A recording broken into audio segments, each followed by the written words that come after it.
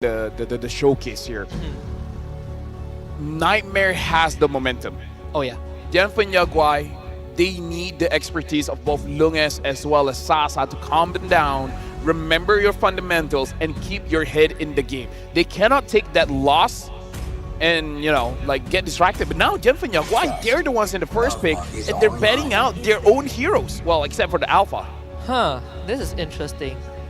Though this could be a way to set themselves up for success as well, because to limit the pool that Nightmare can go for right now. Now you could take Khalid, you could take Gato Kacha if you want to. And you could take the Hilda as well, which was a pick that we've been waiting to see. Banned in Game 1, let through in Game 2, but no one picked it up. So now you want to oppress the enemy jungler, you have a perfect pick for that. And now we have a fun fact. DFYG's Vexana pick last game is the hero's first appearance in history of the M series. And Nightmare's Aurora pick last game is the hero's first appearance in the history of the M series as well. This has shown how different this season of the M series compared to the previous one. But again, jumping back in here, it is the Hilda, which has been buffed.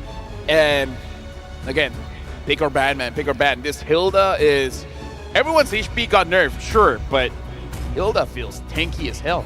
I mean, if any hero that has an execute ability always feels good, you know? So the Harry gets picked up for Cammy, the Gato Kacha as well. Great flex on the side of Nightmare. And if you are playing into a Hilda, you really don't care about the Hilda. I'm a Gato Kacha, what can you do against me, right? Yeah, but now it does look like Nightmares, they're playing more on the... I would say comfort, because Cammy loves magic damage goal laners, and he's going, well, where else is this Harv going to go, right? So goal lane Harv here alongside with the Gato Kacha, and this time DFYG, they pick up the Cho and the Suyo. I was thinking whether you want the Nolan or Suyo. I think Suyo is still a decent choice. Again, it's not really on a Z in the previous game, right? He's just not enabled, but him as an individual has been really solid, matching up with Too Easy for Lexi. There is one pick I'm looking at for DFYG. It's not the Bruno. I'm looking at the Beatrix right now. Whether that one gets banned by Nightmare in I'm looking the at Haya. I'm looking at Hayabusa. Hayabusa has been like true. Oh yeah, that too. This could, I mean, the Hilda though. Yeah, Hilda chose Suyo. Like, do we care about the Hayabusa? That's the thing. Yeah, like Haya is such an amazing pick, but Hilda just shuts that down. I wonder if they want to take the risk.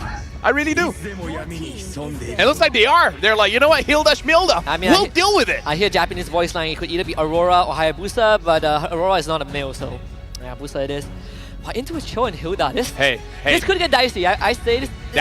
That's the mindset, Husky. That's the confidence. It is. The other members of the team is like, are you sure it's going up against Hilda? And then he is just like, so what? Hilda and Cho. So what? Oh boy. Well, I mean, there's only one point to find out. They banned Aloy again. I do like it.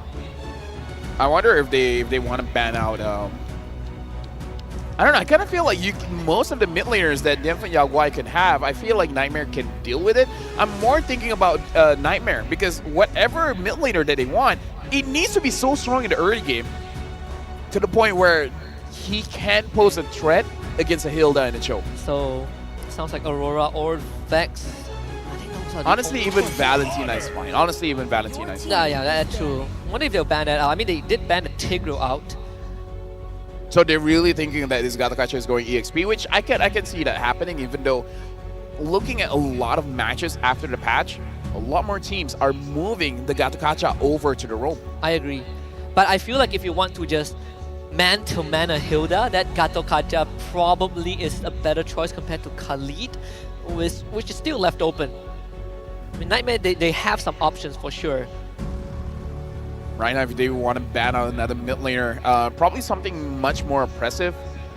They could ban out the Vexana and then pick up the Aurora for themselves, so there's not a lot of control mages left.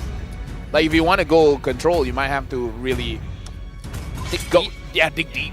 Cyclops, I don't know. With a Hayabusa around, I'm not that sure. They did ban the farmers though, which is great against what Nightmare has. They have short burst damage, so if I eat it out with the Nether Realm, then there's really nothing much that Nightmare will have left. So they do ban the Khalid. It gives a great matchup to the Hilda, right? Now this Gut Thought might actually be forced to go XP. I mean, here's the thing. You could even go back to old traditional, picking up the Terizla, because I feel like it's still a fine matchup here. Whoa, whoa, whoa, whoa, whoa, You know, whoa, whoa, whoa, whoa. Wait, do you just go Valentina if you're Dianfeng Yao Guai? Doesn't matter because if this is mid Angela, I'm not so sure because there are games where I see mid Angela has a very strong early game. There are games where not really strong early game. But this Angela pickup makes me a little bit more worried about the Hayabusa. This is a curveball. This is a wild card for me. It's a double flex, right? Angela, Gatot Kacha, both up in the air. I still think you could go for Beatrix still. Beatrix, yeah, I think Beatrix, you want to get an early advantage over Lunox. There's also Lunox, right? It's still available into Harith. Wow, they go for Moskov instead. Well, the Moskov is very good at peeling. And this time, they have the CC, so this Gatokacha is going roam, so this Angela is going mid. Gatokacha roam actually makes me feel a little bit comfortable with the Hayabusa, so it looks like when it comes to the mid lane, it's all about control. Damage, they have damage, but it's not the biggest amount of burst damage. They just have a lot of control here, Husky. You want to talk about Snowball, I think Nightmare has drafted a composition that allows them to just not only create a Snowball, but a avalanche if they get ahead. Harith, Angela, Hayabusa. My goodness, it's about to get incredibly messy in that first few minutes. Well, ladies and gentlemen, take a good look at this draft. So far, Dianfeng Yao Guai has a very solid draft. Nightmare Esports, very strong, but it really does rely on their mid trio. As we're jumping in to the final game of match number 1, Dianfeng Yao Guai going up against Nightmare. Whoever wins this one has a big advantage in their group as we're jumping into the Land of Dawn. And this is the first time, probably the last time in the series where we see both teams switch sides. Dianfeng Yao Guai finds themselves on blue and Nightmare on that red side. Of course, again, parallel jungling, you know, Suyo on purple, Hayabusa on orange. I want to look at this early mid control though. Cho and Aurora wave clear is just insane. Yep. Looks like Nightmare, they're going to stick close to their own jungle just to make sure if any funny business is going on. However, it does look like Opper is able to have eyes onto KLVJ. In terms of the trait, it looks pretty good for now. Opper should have an okay time going up against this Hilda, but now the Hilda is starting to rotate. And that's a very early commitment. Now we flicker out for E1. Here comes the stun. Purify out for Soul. Gonna chop him in half. Clap KLVJ with the cleave. First blood for Dianfeng Yao Guai. Yeah, this is why I worry just a little bit with the draft coming in from Nightmare because their mid duo is quite squishy. The Gatot is good. Yeah. It's just the Angela. The Angela for me is a curveball. Talk about moving first, right? Without Khalid, Hilda is always going to move first. Taunt onto Zed. He is level 4. Quell the Evil, Revitalize. KLVJ escorts the self-K out. Yeah, right now looking at the goal lane as well, it does look like Cammy is having a better time going up against Long. However, with that being said, Long hasn't really traded a lot of HP, so it could just be manipulation of the wave that Cammy has advantage over Long, and Long doesn't care about being a little bit closer towards his hurt. Yep, looks like Cammy's trying to freeze in the mid, but Long is not letting that happen. Yeah. And to be very fair, even though if you have a big wave crashing, it's a Moskov, right? Like his wave clear is pretty dang good, even in the early game. Yeah, and so right now, Opper is level 4. KLVJ, I think he took mid-wave, right? I think he took mid-wave, yeah. I think so too. And it's going to be a bit of a problem. He can tie up PCU and a +1. So this might not be a good contest. Nightmare, they want that Hayabusa to his fall. Crazy for Lexi is only just hit level 4? Something must have happened. He got slowed down. I mean, I don't know. I already said my piece, but now the fight around Turtle, Dianfeng Yao Guai definitely has the advantage here. Looks like the Hayabusa doesn't even want to contest, which is, this is bad for Dianfeng Yao Guai because they're taking the Turtle real slow, and this allows the Hayabusa to farm up a little bit faster. Dianfeng Yao Guai, they were waiting for the Hayabusa to contest, but the Haya is just like, bro, what are you doing? I'm not even coming anywhere close to you. But to be fair, if you're Dianfeng Yao Guai, you're happy with that result, right? Because Too Easy for Lexi is already slow on that level 4. So sure, you get to farm, but Zed is still one level ahead. So for him, it's feeling really comfortable. KelVJ is a sandbagging offer. Like, what can you do as a CC, honestly? Nightmare has an option where they can start to snowball in the gold lead. The fact that the Angela can go inside of the Harif and then just force a fight, that's going to be very, very big. Are they going to do that, though? Because looking at the rotation, it looks like they want to do that. Yeah, PC will spot this out. So he's going to take the brunt damage. Flickers brings too easy for Lexi. Too long. Fall out into stun up. Too easy for Lexi. 200 IQ play right there from PCU. And they might just go for more. And then stun on the Cammy. Then Angela always going to run out. Cammy forced to hop out of the wall. And now Jasmine is alone. Here comes KelVJ to slice them in half. And Cammy is down. Jasmine misses the AOG. Dianfeng Yaoguai comes out on top. Let me just say, if what they did on purpose, like if they did that on purpose, that's cool. Dude, I would think that's a big brain play right there. That looks so cool. Holy cow. Yeah, now PCU finds Opper. Opper looks like will be able to survive, which by the way, he does have the war cry, so probably do a little bit more damage here. Nightmare Esports, they had an idea, the execution was just not there. Looks like the damage coming in from Cammy in the early game is okay, but probably okay against one person. Going up against 3-4 members, not going to be a good deal. Oh, he did win that lane and forced the flicker from long, which is good. I was about to say that you give that Moscow 2 assists in the early game and you take down the enemy Harif, that feels too much of a bonus. But at least the recall comes through, but once more Moscow cleared the wave, so there really isn't much extra pressure that Cammy can apply. Nightmare, they got to figure out a way. They got to figure out how to slow down the game. Slow it enough to too easy for Lexi, able to keep up, and then hopefully get some kills. I mean, KelVJ, he's just cleaving this Angela in half. Jasmine uses Revitalize. AOG, he escapes. So this fight is already done. They find a kick on the Hayabusa. Even a ninja with shadows cannot escape that long. Try to man-fight Cammy, almost wins that, but Dianfeng Yaoguai finds 3 kills. They found Jasmine too. It's not a good feeling here. It's not. And right now, Opera as well almost got taken down, Husky. Wow. Look at this Hayabusa 0-2-1. He needs a better early game. He's not getting it. And I gotta say, the mid duo right now, they're struggling, Husky. They're really struggling. It always goes back to that conversation we always bring up when we see an Angela mid. You give a playmaker Angela, you're relying so much on their silence. But look at KelVJ. He's jumping in. Jasmine gets kicked away by P-Still. KelVJ, Revitalize will expire. Now being tied out. Too easy for Lexi. Will find a shutdown.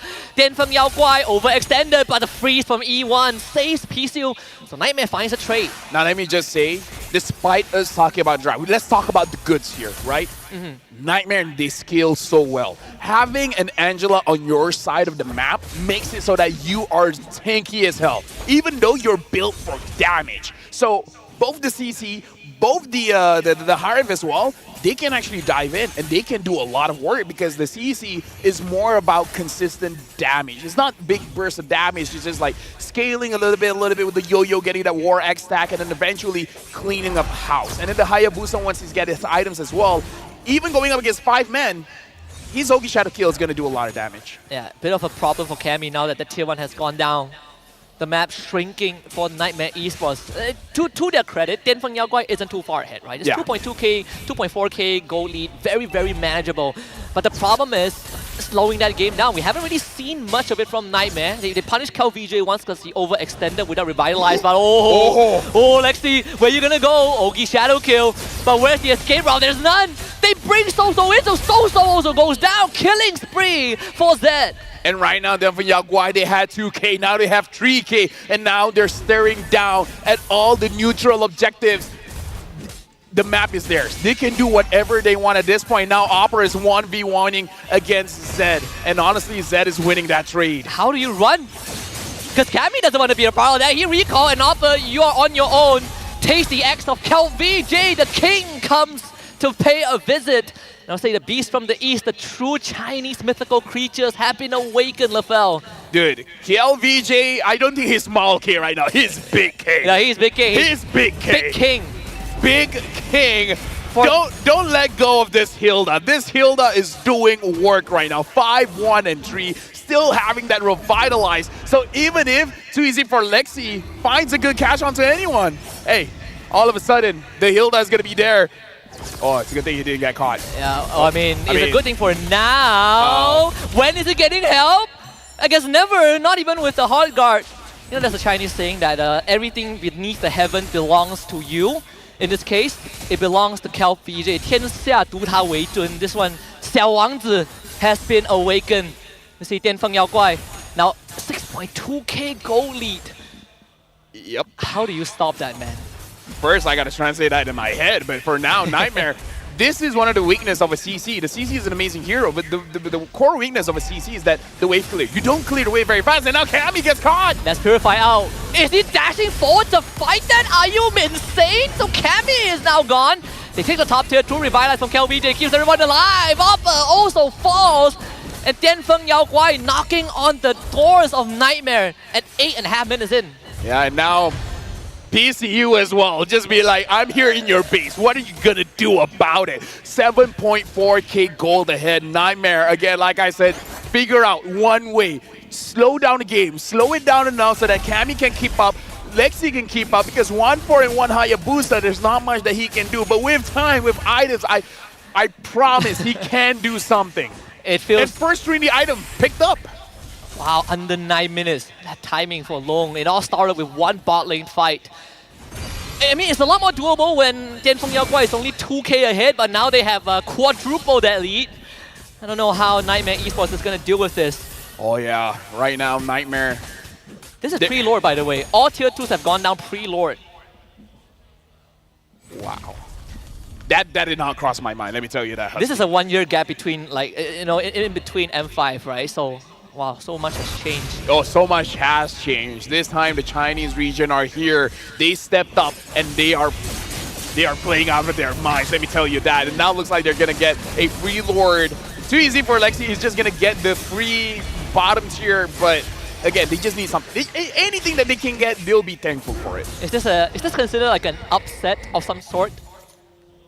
Not Did you come into this, you know, expecting Nightmare to come out the victors?